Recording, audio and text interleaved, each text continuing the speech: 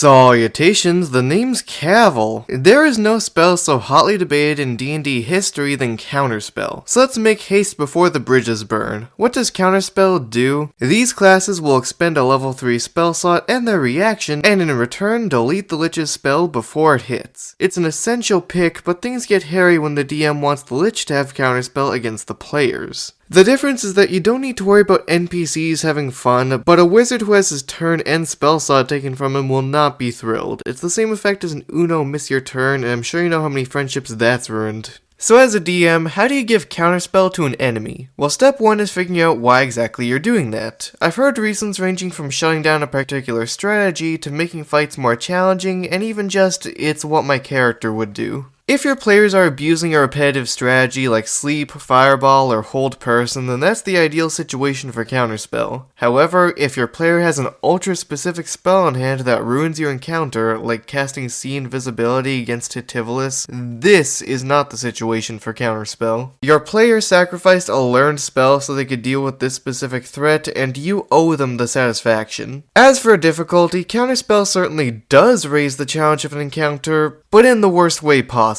Ideally, you should be adding factors to the encounter. How do you make a dragon more challenging? Make it a sorcerer dragon who's resistant to non-magical attacks. How do you make a troll more challenging? Give it a ring that allows it to repeatedly cast Misty Step. How do you make even goblins more challenging? Have them spring a separation trap, allowing the players to be divided and conquered. The biggest problem with Counterspell is the same as paralysis. It tells the player to try the same thing again later, rather than encouraging the player to creatively adapt to the situation. If your encounter needs Counterspell in order to be challenging, that comes down to a lack of creativity on the side of the DM, and I promise you, your players will notice. Now that I've gone over the situations you should use Counterspell, let's talk about when you shouldn't. Pay close attention to party composition, as you should not equip Counterspell if there's only one spellcaster. I'm tempted to say the player would feel unfairly targeted, but the reality is you are unfairly targeting them by giving the monsters a weapon that effortlessly shuts down only one person. Classes that don't count towards the party's spellcaster total are Paladin, Ranger, Druid, and Warlock. The first three because they comparatively rely on spells so much less, Warlocks because they rely on their spells way too much. Warlocks have only 2 spell slots as opposed to the 10 or so that most spellcasters boast. The Warlock wakes up with 2 massive dopamine bubbles charged up, and if you take those bursts away from him,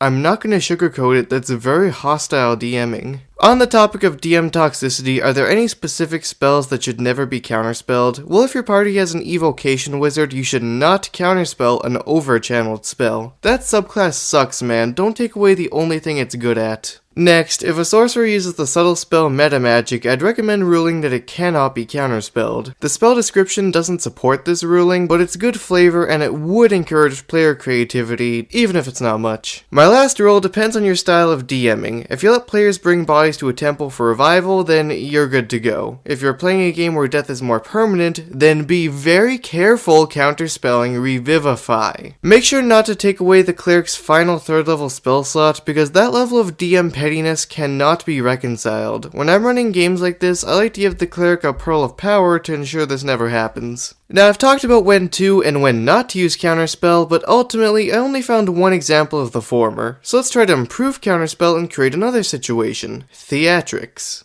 One of the problems with Counterspell is that it has no flavor text. It kind of implies you just wiggle your fingers and the fireball vanishes. As a DM, I'd recommend coming up with some neat ways for Counterspell to look. The Lich can weave a typhoon that sucks the fireball into the ethereal plane. It can summon enhanced mage armor that barely lasts long enough to protect it. Or a Warcaster could even karate chop the wizard's throat to prevent the verbal components. These theatrics will not only make your villain look cool, but also give the target an opportunity to roleplay, which makes up for shutting down their fun. You could take this one step further and make the mechanics more theatrical too. I like to replace the flat skill check with a contested Arcana skill check, so it's like a magical duel where the smartest wizard prevails. It's so good, and once again, offers some minor control to the players. When it comes to potential nerfs, what we want is to reduce spam. I make it so any creature who's been counterspelled in the last 8 hours will develop resistance to it, i.e. advantage on the Arcana check. While you're at it, give the spell verbal components. Stuff like this is exactly why players take silence. If played without DM standards, then Counterspell is boring, spammable, and in worst cases, hostile. If played with the standards I've listed, it'll still take way more fun than it gives, but at least you won't have these 3 qualities. It makes you wonder if Counterspell is worth having in your game at all, and honestly, the answer might be no. If you do choose to remove Counterspell for player and DM alike, I'd recommend removing the power word spells as well, because Counterspell is the only real way to survive those. However, it's probably better to remove Counterspell only for the DM.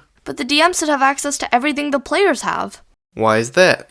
Why? It's unequal.